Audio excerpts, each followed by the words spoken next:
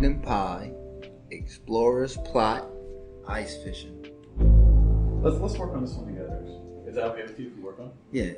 Okay, so your first one is pumpkin pie. Mm-hmm.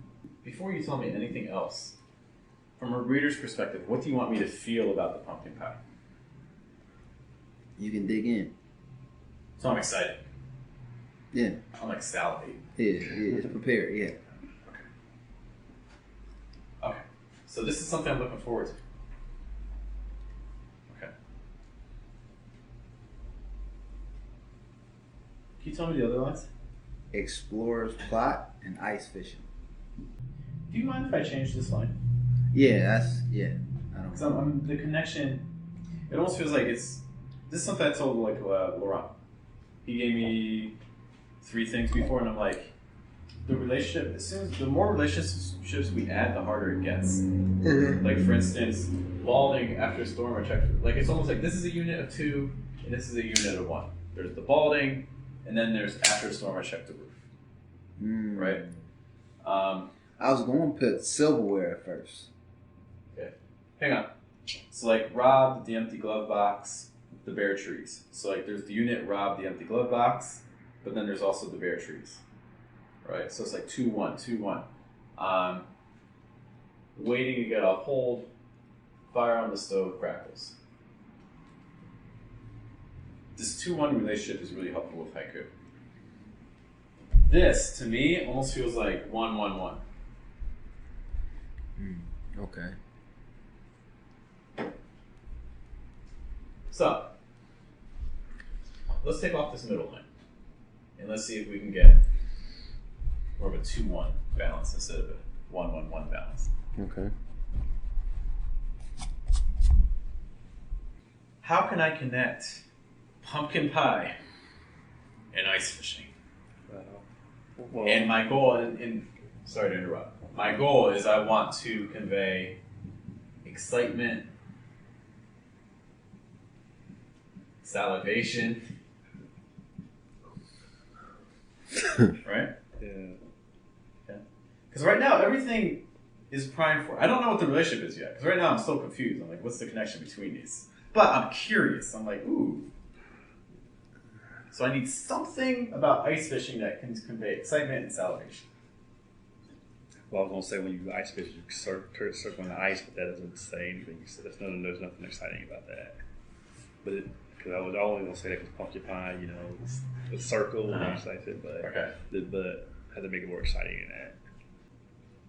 Maybe The took a slice of their rice apple pumpkin pie out there with them to go ice fishing.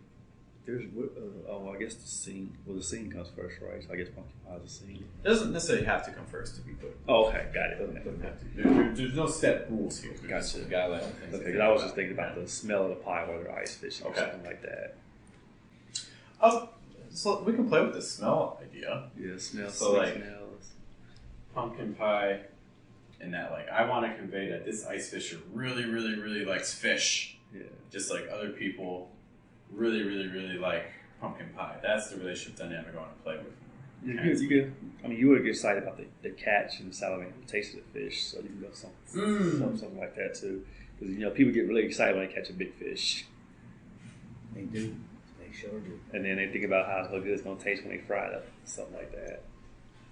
Or about this like stabbing pumpkin pie. That gives you a The feeling. ice fisher catches the salmon. What do you think, Al?